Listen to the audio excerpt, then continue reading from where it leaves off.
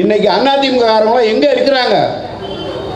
இந்த இடத்துல இப்போ 2023 மழை வெள்ளம், உங்கள் கூட நான் 3 நாள் இங்கே தான் இருந்தேன். உங்களுக்கு ஒவ்வொருவருக்கும் கரண்ட்டு கொடுக்குற வரைக்கும் காலையிலேருந்து சாயங்காலம் வரைக்கும் ஐடி மூர்த்தி சட்டமன்ற உறுப்பினர் இவ்வளோ தண்ணியில் உங்களை தேடி உங்கள் தெருக்களில் நாங்கள் எல்லாம் இவ்வளோ பேரும் இந்த தெருக்களில் வந்தோம். ஃப்ரீ கேஸ் கொடுத்தோம். வீட்டுக்கு இப்போ டிவியில் வருது. இவர்களுக்கு ஓட்டு போடக்கூடியவர்களுக்கு மாத்திரம் கிடைக்கக்கூடிய அத்தனை பணத்தையும் அங்கே கொண்டு போய் கொட்டுகிறார்கள். இங்கே நம்மளை முழுவதுமாக வஞ்சிக்கக்கூடியவர்கள். 25 ஆண்டுகளாக இந்த பகுதியை ஒருத்தவர் ஆண்டுகிட்டு இருந்தார். தெரியும், 15 வருஷம் மந்திரியாக இருந்தார், 5 வருஷம் சபாநாயகராக இருந்தார்.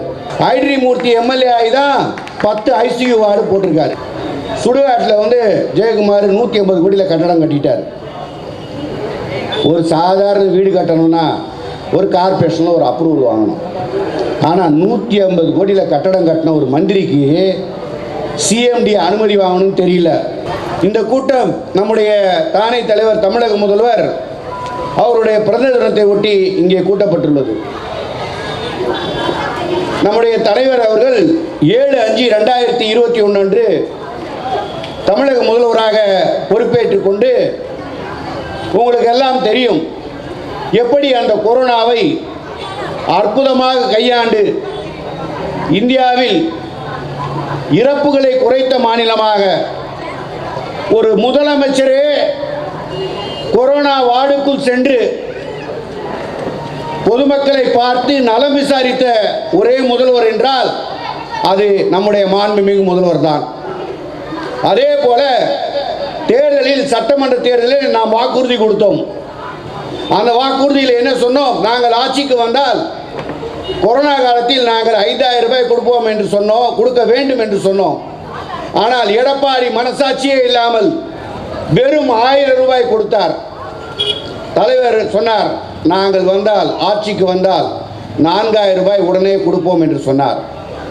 ஜூன் 3ஆம் தேதி கலைஞர் பிறந்த தினம் 4000 ரூபாய் உங்களுக்கு முழுதாக வந்து சேர்ந்தது. அதற்கு அடுத்தபடியாக சொல்லாதது ஒன்றை செய்தார். என்ன செய்தார் என்றால், போக்குவரத்து கழகங்களில் பெண்கள் பஸ்ஸில் ஏறி இறங்கிய போது அவர்களுக்கு எந்த விதமான கட்டணமும் இல்லை என்று சொன்னார். கிட்டத்தட்ட இன்னைக்கு 500 கோடி பெண்கள் அந்த திட்டத்திலே இன்னைக்கு பயனடைந்திருக்கிறார்கள். அந்த திட்டத்தினை மேலும் விரிவாக்கும் வகையில் கொடைக்கானல், ஊட்டியில், வால்பாறையில் முதல்ல தரைத்தளங்கள் இந்த மாதிரி எல்லா ஊருங்களிலும் கொடுத்தாரு. இப்போ மலைவாழ் மக்களுக்கும் எந்த விதமான கட்டணமும் இல்லாமல் அவர்கள் பஸ்ஸில் பயணம் செய்யலாம் என்ற சூழ்நிலை உருவாக்கி இருக்கிறார். அதுக்கு அடுத்தபடியாக பார்த்தீங்கன்னா, தேர்தல் வாக்குறுதியாக 3ஆவதாக அவர் சொன்னார், நான் வந்தால் மாதம் 1000 ரூபாய் பெண்களுக்கு உரிமை தொகையாக, இலவசமாக அல்ல, உரிமை தொகையாக 1000 ரூபாய் கொடுப்பேன்னு சொன்னார். இன்னைக்கு 1,16,00,000 பேருக்கு, உங்களுக்கெல்லாம் தெரியும், ஒரு 1000 ரூபாய் விதவை தொகை வாங்கணும். விதவை ஆகிட்டாங்க ஒரு அம்மா. தாசில்தார் அலுவலகத்தில் போய் 10 தடவை மனு கொடுத்துட்டு நிற்கணும். ஒரு 20 ரூபா ஸ்டாம்ப் பேப்பரை ஒட்டி ஒரு லெட்டரை கொடுத்தோம்னா 10 தடவை வர சொல்லுவாங்க. தாசில்தார் அங்கே போயிருக்கார், தாசில்தார் இங்கே போயிருக்கார், ரெவென்யூ இன்ஸ்பெக்டர் அங்கே போயிருக்கார், ரெவென்யூ இன்ஸ்பெக்டர் இங்கே போயிருக்கார். அந்த முதியோர் உதவித்தொகை வாங்குறதுக்கும் அந்த விதவை தொகை வாங்குவதற்கும் அந்த தொகையை வாங்குவதற்குள்ள அந்த பெண்கள் படுற கஷ்டம் சாதாரண கஷ்டம் இல்லை. ஆனால் இன்னைக்கு 1,16,00,000 பெண்களுக்கு சரியாக தேதி 30 உங்கள் அக்கௌண்ட்டில் 1000 ரூபாய் அழகாக விழுந்துருது. நம்ம ராயபுரம் சட்டமன்ற தொகுதியில் மொத்தம் 54,000 ration card, 48,000 ration card income tax கட்டுறவங்களை தவிர மீதி எல்லாருக்கும் 48,000 ரேஷன் கார்டில் இருக்க ஒவ்வொரு குடும்ப தலைவிக்கும் நாம் வழங்கிட்டோம். அது மாதிரி 1,16,00,000 பேருக்கு இன்றைய தினம் கொடுத்துக்கிட்டு இருக்கோம். இன்னமும் யாரெல்லாம் விடுபட்டு இருக்கிறாங்களோ அது கொடுத்துருக்கோம். சரி, அது முடிஞ்சுது. அதுக்கு அடுத்தபடியாக பார்த்தீங்கன்னா, இப்போது மாபெரும் புயல் வெள்ளம். இப்போ இதுக்கு முன்னால் ஒரு புயல் வெள்ளத்தை உங்களுக்கு சொல்லணும். 2015 இங்கே புயல் வெள்ளம் வந்தது. அந்த நேரத்தில் நம்ம மாண்புமிகு முதல்வர் அவர்கள் எதிர்க்கட்சி தலைவராக தான் இருந்தார். இந்த போஜராஜ நகர் உள்ள முதலமைச்சரை வச்சு என்ன பண்ணோம்னா, பொருட்களை எல்லாம் மக்களுக்கு உதவி செய்தோம். ஆனால் இப்போ 2023 புயல் வந்திருக்கு, 2021 ஒரு புயல் வந்தது. நாங்கள் வந்து எதிர்க்கட்சியாக இருந்தாலும் எங்கள் முதலமைச்சர் என்ன பண்ணார், உங்களுக்கெல்லாம் வந்து சேவை செய்தார். 2021 முதலமைச்சர் ஆனோன்னே இந்த இடத்துல போட்டு மக்களுக்கு நலத்திட்ட உதவிகள் கொடுத்தோம். 2015 மழை வரும்போது அங்கே போட்டு முதலமைச்சர் வந்து கொடுத்தாரு, அந்த ரயில்வே கேட்டுக்கு அந்த சைடு. ஆனால் இன்னைக்கு அதிமுக காரங்களாம் எங்கே இருக்கிறாங்க? இந்த இடத்துல இப்போ 2023 மழை வெள்ளம், உங்கள் கூட நான் 3 நாள் இங்கே தான் இருந்தேன். உங்களுக்கு ஒவ்வொருவருக்கும் கரண்ட்டு கொடுக்குற வரைக்கும் காலையிலேருந்து சாயங்காலம் வரைக்கும் ஐடி மூர்த்தி சட்டமன்ற உறுப்பினர் இவ்வளோ தண்ணியில் உங்களை தேடி உங்கள் தெருக்கல்ல நாங்கள் எல்லாம் இவ்வளோ பேரும் இந்த தெருக்கல்ல வந்தோம். 2 முறை உங்களுக்கு தேவையான பொருட்களை கொடுத்தோம். எங்கள் முதல்வர் என்ன பண்ணார், 6000 ரூபா மிக்ஜாம் புயல்ல கொடுத்தாரு. இப்போ நம்ம முன்னால் 2 எதிரி இருக்கிறாங்க. ஒருத்தவர் வந்து பார்த்தீங்கன்னா 2 நாளாக வந்து அப்படியே 8500 ரூபா அந்த ஃப்ளைட்டு அவர் வர ஃப்ளைட்டு 8500 கோடி ரூபாய் தான். ஒருத்தவர் வரதுக்கு அவர் வர ஃப்ளைட் எவ்வளோ, 8500 கோடி ரூபாய். அந்த ஃப்ளைட்டில் வந்து இறங்குவார். இறங்கிட்டு நம்மளையெல்லாம் பார்க்குறாரு. ஒரு இந்தியாவினுடைய பிரதமர், வலிமையான பிரதமர், நம்மளுக்கெல்லாம் 15 லட்ச ரூபா அக்கௌண்ட்டில் போடுறேன்னு சொன்னார். உங்களுக்கெல்லாம் வந்துருச்சான்னு தெரியல, யாருக்கும் வரல. நான் பல கூட்டங்களுக்கு போயிருக்கேன், எங்கேயுமே யாருக்கும் வரல. உங்களை யாருக்காவது வந்திருக்கான்னு தெரியல. திமுக கழகம் சொன்னதை செய்கிறது, பிஜேபி ஆட்சி எதையும் செய்யாது. இப்போ உங்களுக்கு ஒன்று தெரியும், உங்கள் கேஸு இன்றைக்கி நீங்கள் வாங்குறீங்க 480 ரூபா இருந்தது கடைசியாக மன்மோகன் சிங் ஆட்சி விட்டு போகும்போது. இன்றைக்கி உங்களுக்கு கேஸ் நீங்கள் என்ன விலையில் வாங்குறீங்கன்றது நீங்கள் புரிஞ்சுக்கோங்க. இந்த 10 மாத கால ஆட்சியில், மோடியினுடைய ஆட்சியில் கேஸ் விலை எவ்வளோ உயர்ந்திருக்கிறது. சரி, அதுக்கு கேஸுக்கு அடுத்து நம்ம அன்றாட பயன்படுத்தக்கூடிய பெட்ரோல். இப்போ பார்த்தீங்கன்னா நம்முடைய மன்மோகன் சிங் ஆட்சி காலத்தில் பெட்ரோல் பார்த்தீங்கன்னா 60 ரூபாய்க்கு விற்றுச்சு. அன்னைக்கு $1 பேரல், அதாவது சவுதி அரேபியாவிலேருந்து தான் நம்மளுக்கு ஆயில் வந்துக்கிட்டு இருந்தது. அப்படி வரும்போது $148 ஒரு கச்சா எண்ணெயை வாங்கி அதை நம்ம ஐஓசியில், சிபிசிஎல்ல அந்த மாதிரி கம்பெனிகளில் இது பண்ணி அதை க்ளீன் செய்து நம்மளுக்கு பெட்ரோலாக கொடுக்குறாங்க. அன்றைக்கி 60 ரூபா இருந்த பெட்ரோலு இன்றைக்கி 100 ரூபா இருக்குது. ஆனால் இன்றைக்கி ரஷ்யாக்கிட்ட இருந்து $60 பெட்ரோல் வாங்குறாங்க. எவ்வளோ டாலருக்கு பெட்ரோல் வாங்குறாங்க? $60. நார்மலாக இன்றைக்கி விலை வந்து உலக வர்த்தக சந்தையில் இன்றைக்கி சவுதி அரேபியாவில் $83 இருக்குது. ஆனால் $148 வாங்கி மன்மோகன் சிங் 60 ரூபாய்க்கு கொடுத்தாரு. இவர் $83 வாங்கி இவர் வந்து இன்றைக்கி எவ்வளோ கொடுக்குறாருன்னா உங்களுக்குலாம் தெரியும், பெட்ரோல் 100 ரூபாய்க்கு கொடுக்குறாரு. அதுக்கு அடுத்தபடி ரஷ்யாவிலேருந்து இப்போது உக்ரைனுக்கு ரஷ்யாவுக்கும் வார் வந்தது. இந்த வார் வந்தோடனே இந்தியா வந்து ரஷ்யா கூட ஒரு ஒப்பந்தம் போட்டுக்குச்சு. ரஷ்யா கிட்ட நாங்கள் வந்து ஆயில் வாங்கிக்கிறோம், எங்களுடைய 100% ஆயிலில் ஒரு 60% ரஷ்யா கிட்ட வந்து வாங்கிக்கிறோம், எங்களுக்கு என்ன விலையில் கொடுப்பேன்னு மோடி கேட்டார். $60 நான் கொடுக்குறேன், என் பெட்ரோலை நீ வாங்கினா போதும் அப்படின்னு என்ன பண்ணான், ரஷ்ய அதிபர் புட்டின் வந்து $60 கொடுத்தான். சரி, அப்போ இன்னும் விலையில் குறைஞ்சிருக்கணும். ஆனால் மோடி என்ன பண்ணாருன்னா, அந்த ரஷ்யாவிலேருந்து வாங்கினார்ல அந்த பெட்ரோலை வந்து பொதுமக்கள் யாருக்குமே கொடுக்கல, அம்பானிக்கு அதானிக்கு மாத்திரம் கொடுத்துட்டாரு. அவங்க அதை என்ன பண்ணுறாங்கன்னா ரீஃபைன் பண்ணி அவங்க வந்து வெளிநாட்டுக்கு விற்றுக்கிட்டு இருக்காங்க. இப்போ 60 ரூபாய்க்கு நீங்கள் வாங்குறப்ப நீங்கள் வந்து விலையை வந்து முதல்ல 83 ரூபாய்க்கு வாங்கும்போது நீங்கள் 100 ரூபா போட்டீங்க. இப்போ 60 ரூபாய்க்கு வாங்கும்போது மக்களுக்கு ஒரு 60 ரூபாய்க்கு கொடுத்துருக்கலாம்ல, ஏன் கொடுக்கல? இப்போ சொல்கிறாரு, இப்போ எல்லாருக்கும் கேஸுக்கு வந்து ஃப்ரீ கேஸ் கொடுத்தோம், வீட்டுக்கு இப்போ டிவியில் வருது. நீங்கள் யாராவது இங்கே ஃப்ரீ கேஸ் யாராவது வாங்குற ஒரு நபர் இங்கே இருக்கிறீங்களா? யாராவது இருக்கீங்களா? ஒரு நபர் ஃப்ரீ கேஸ் யாருக்காவது கொடுத்து நீங்கள் பார்த்துருக்கீங்களா? யாருக்காவது கிடைச்சிருக்கா? இப்படி எதுவுமே செய்யாமல் இப்போ சமீபத்தில் மழை பெஞ்சுது, உங்களுக்கெல்லாம் நல்லாவே தெரியும். மிக்ஜாம் புயல் நம்ம 4 மாவட்டத்தில் நல்லா பெஞ்சுது. அதில் பார்த்தீங்கன்னா நம்ம 52வது வார்டில் ரொம்ப அதிகமாக பெஞ்சுது. பெஞ்சதுலேயே ரொம்ப அதிகமாக பெஞ்ச வார்டு எதுனா நம்ம 52வது வார்டு. அப்படி பெய்த வார்டுக்கு நம்ம தமிழக முதல்வர் 6000 ரூபாய் கொடுத்தாரு. சரி, பாரத பிரதமராக இருக்கிறாரு, அவர் என்ன கொடுத்தார்? நம்ம ரூபாயில் நம்ம 1 ரூபாய் வரி கட்டினோம்னா அந்த வரியை வாங்கிக்கிட்டு நம்மளுக்கு 28 பைசா கொடுக்குறாரு. மொத்த பணத்தையும் வாங்கி உத்தரப்பிரதேசத்துக்கும் பீகாருக்கும் கொடுத்துட்டு இப்போ 37,000 கோடி நாம் கேட்டிருக்கோம். ஒரு நயா பைசா கொடுக்காம எந்த ஒரு தைரியத்தில் தமிழ்நாட்டில் வந்து மோடி வந்து ஓட்டு கேட்குறாரு? இப்போ பார்த்தீங்கன்னா ஸ்போர்ட்ஸ் குஜராத்துக்கு 600 கோடி ரூபாய் கடந்த ஆண்டு ஒதுக்கப்பட்ட நிதி. நம்மளுக்கு ஒதுக்கப்பட்ட நிதி நம்ம தமிழ்நாட்டுக்கு 47 கோடி ரூபாய். ஆனால் ஏசியன் கேம்ஸில் நம்ம வாங்கின மெடல் வந்து 48 மெடல்.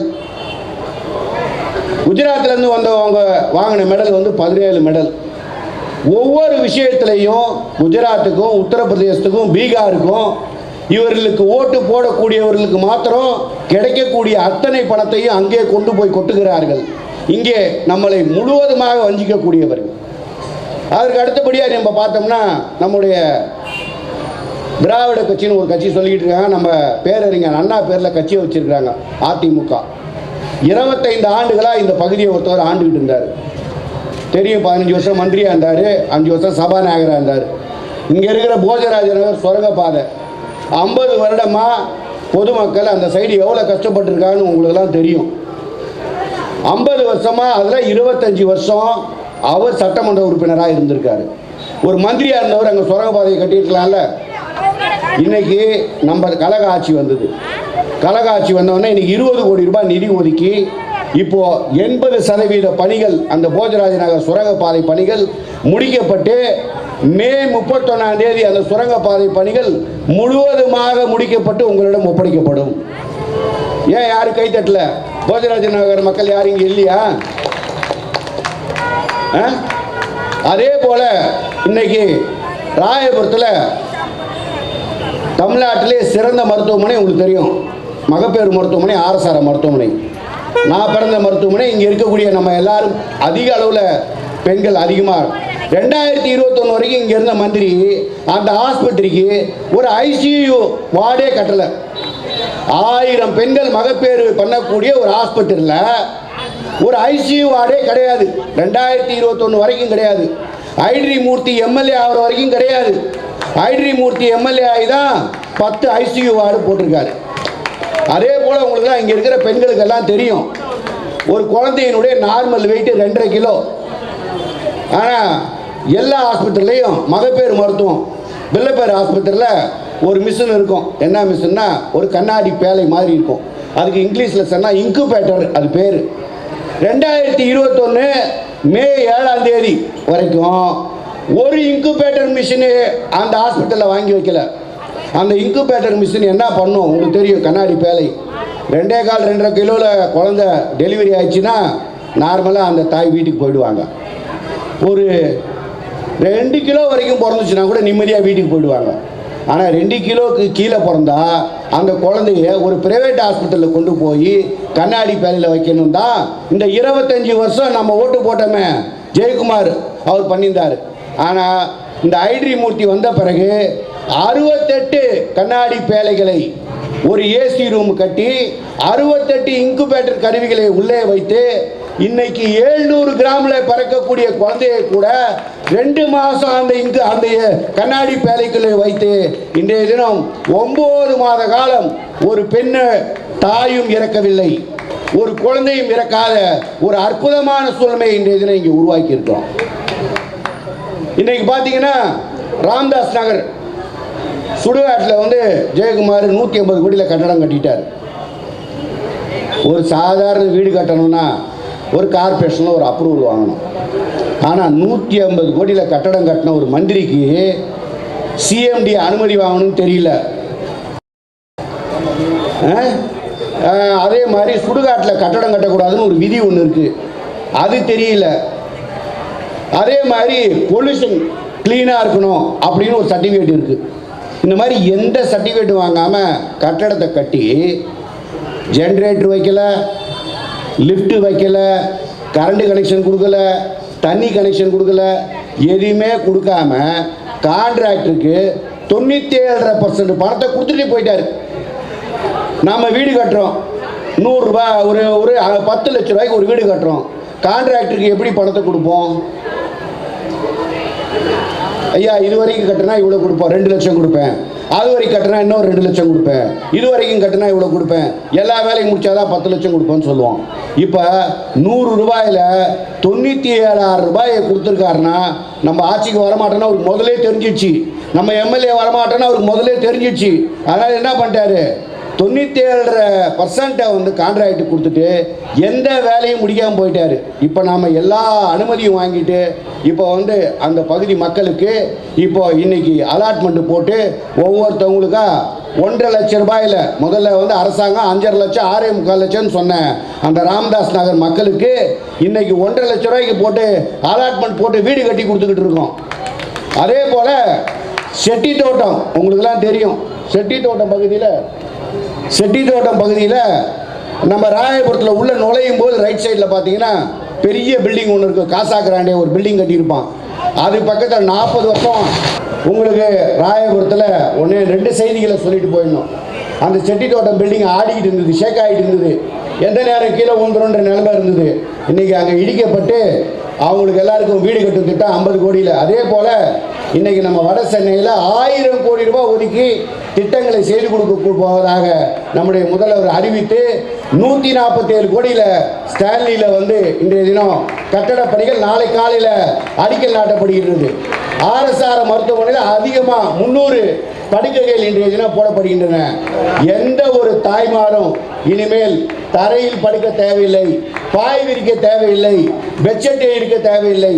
எல்லா தாய்மார்களும் கர்ப்பிணி பெண்களும் இனிமேல் ஒரு நீங்கள் சூப்பர் ஸ்பெஷாலிட்டி ஹாஸ்பிட்டல் எப்படி இருக்குமோ அந்த மாதிரி ஒரு ஹாஸ்பிட்டலாக இன்றைக்கி ஸ்டாலினையும் நம்முடைய RSRத்தையும் மாற்றி கொடுத்த பெருமை நம்முடைய தானே தலைவர் தமிழக முதல்வர் அவர்களுக்கு உண்டு.